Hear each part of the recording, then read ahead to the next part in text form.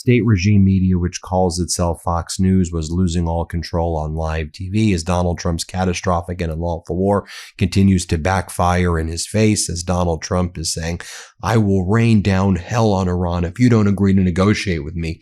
And Iran responds, yeah, we're not negotiating with you. We never have. Go away. You have Fox platforming MAGA Republican extremist Lindsey Graham, who says the following. Let's play this clip. I prefer diplomacy, but if they don't do that, how many times do you have to be told by Trump, I'm going to do something to you, and he actually does it before you believe it? So this is a defining moment in the history of the Mideast. Then you have the Trump propagandist on Fox, Jesse Waters, say, wow, didn't it look so tough where Donald Trump was standing next to the Easter Bunny threatening Iran? Let's play this clip. Hegseth was the bunny. Yeah, war bunny.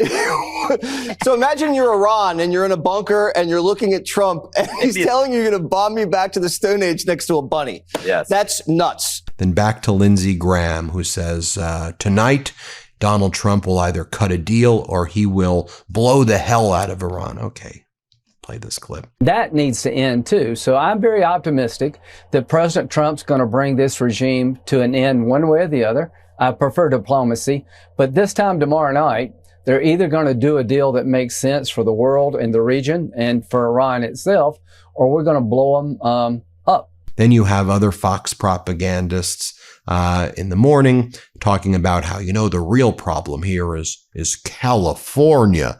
And it's Gavin Newsom because look at all the Iranians who are in California. This is your problem, Newsom. Seriously, you think people are going to buy this? It's so pathetic. Here, play this clip. I'm so confused by it. But he's got a real problem in that state right now because he's got a lot of Iranian Americans in LA who are really thrilled with what the president is doing because their families, their loved ones, some of them are still in Iran and will benefit for what we are trying to do as a country and our military. Back to Jesse Waters, who said, I feel like this is the moment that's really going to turn the war in our favor. Play this clip. They were impotent, humiliated, and embarrassed, as the Joint Chiefs said. And hopefully this is the kind of moment that turns the war in our direction as it already was. Now, as Donald Trump's unlawful and catastrophic war is exposed for just how, awful this is for the world, for the United States, as the consequences are being felt, you have Miss Alternative Facts, or Alternate Facts, Kellyanne Conway. She's back on state regime media, which calls itself Fox. And she's like, so many people are just rooting against Donald. You got to be a pure propagandist for Donald. People are rooting for the United States. Donald Trump is crippling the United States right now. Donald Trump's agenda right here is causing such massive, irreparable damage, Kellyanne. Don't you realize that? Let's play this clip. But he's setting the terms. 155 aircraft going there to rescue. And I just can't help but feel, Dan, I don't want to feel this way, but there's no other way to feel. So many people in our press, so many people in the Democratic Party are rooting for us to fail. What if this happens? What if that happens? What if we can't rescue him? What if he's dead? Isn't this Trump's fault? I've got to say, in the first term there for 4 years, you know how this is. They made us deal in so many hypotheticals, constantly hypothetical. What about this? What about that? What about that? What about this? What if Donald Trump takes the wings off of butterflies? Should we have the butterfly on CNN tonight at 9? Ask them how it feels. They never deal with it than the actual. They don't give enough coverage to what actually happened. So the president's out there saying, I don't care about the critics. I'm going to tell us all what happened. Then they bring on another host who says, you know what? Stop saying that Donald Trump doesn't like women. Why else would he have Susie Wiles as his chief of staff? She's a woman. Here, play this clip. Look at us, man. I gotta go, but if President Trump's got a problem with women, then why is Susie Wiles his chief of staff? Yeah. I'm just asking. Or look at the White House staff that we don't see on TV. All these women that work in the administration. Yeah, Susie Wiles, Yeah, tremendous leader in the White House. Historic numbers and positions in both of his terms. And the cranky was me, by the way. Oh, back to Kellyanne Conway, who said, we really got to give Donald Trump a lot of credit because we didn't like when Biden was talking about, don't do drugs to the kids on Easter and make sure you don't drink alcohol and, don't commit crimes. She goes, But Donald Trump was talking to the kids about war, and he loves little children. He loves to talk to them about war. Here, play this clip. Speaking of, that bunny was a White House staffer. There's a reason it's not like a random Peter Cottontail.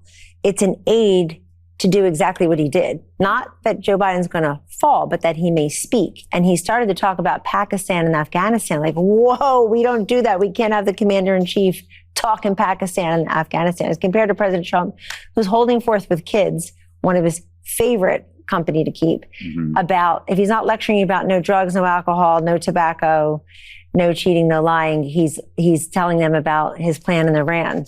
Then they bring on Tim Burchett, and they start talking about, how ICE took into custody someone who the Trump regime claims was Qasem Soleimani's niece, the military general who the Trump regime killed during the first administration back in January of 2020. And they're saying that they got the niece. Now, Iran says it's just somebody with the last name Soleimani, like she's not the niece of the now deceased general in Iran.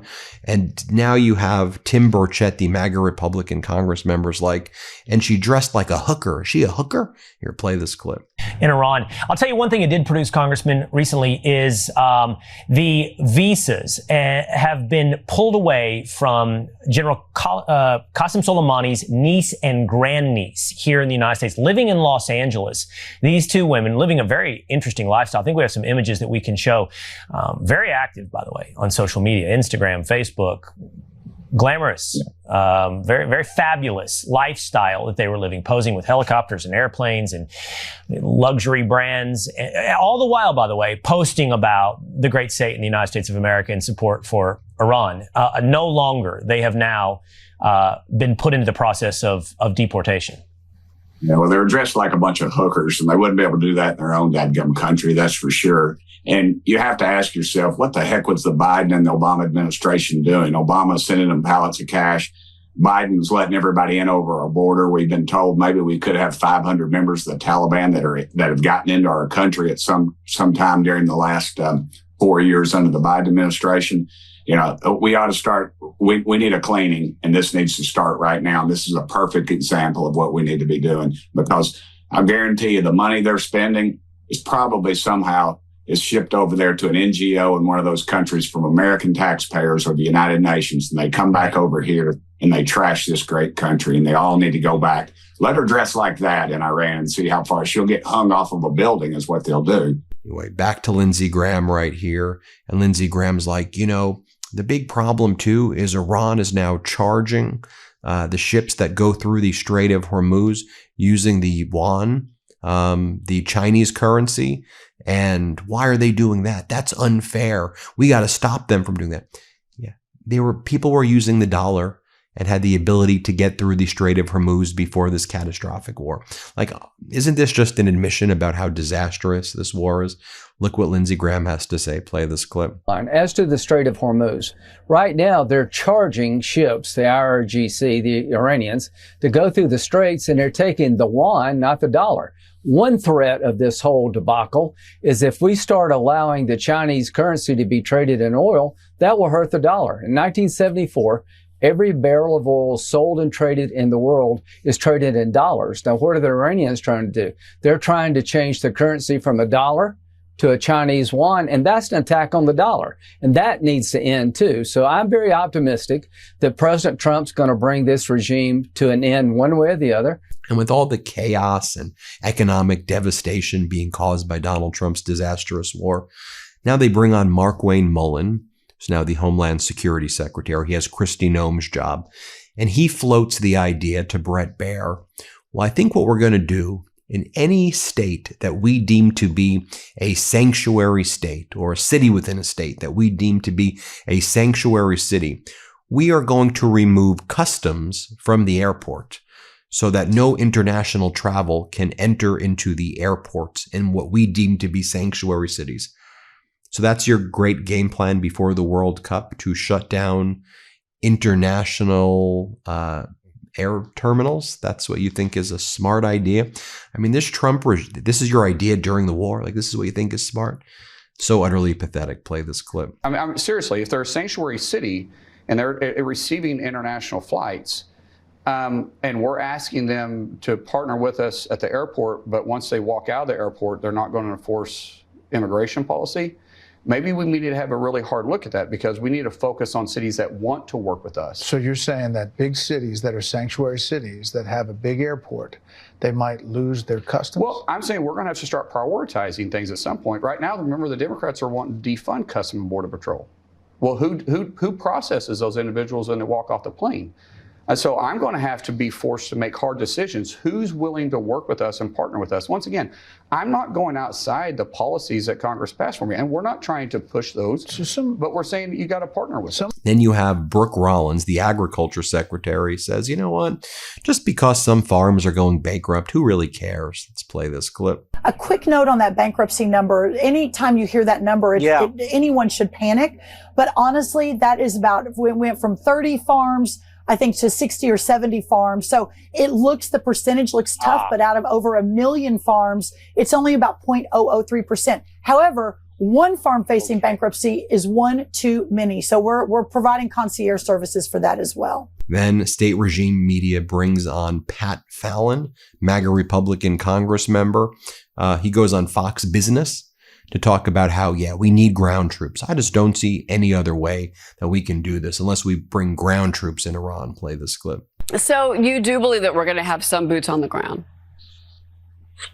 I just don't see any other way. I mean, Iran is 93 million people. It's 5 times the size of Iraq. It's larger in size than Spain, France, the United Kingdom, and Germany combined. It's massive. 93 million people. When we invaded Iraq, they had a population of 25 million people. But here's the thing that's in our favor. 80% of the people in Iran hate this regime. So once an action like that is taken, I do believe that people are going to rise up and the IRGC is going to melt away. And then we can see some kind of moderate faction coming out and then eventually taking over. Right. So while state regime media is saying that, one of the old hosts on Fox, Tucker Carlson, who now has his own podcast, here he is going after Donald Trump for Donald Trump's Easter post, where Donald Trump said, get the F out of the Strait of Hormuz, you crazy maniacs, praise be Allah, and Donald Trump mocking Islam. Watch what Tucker says here, because it's just fascinating to me, how state regime media is saying one thing, but listen to what Tucker's saying. Here, play this clip. Who do you think you are? You're tweeting out the F word on Easter morning? You'll be living in hell. Just watch. Praise be to Allah. So obviously you're mocking the religion of Iran. Okay. If you seek a religious war, that's a good idea.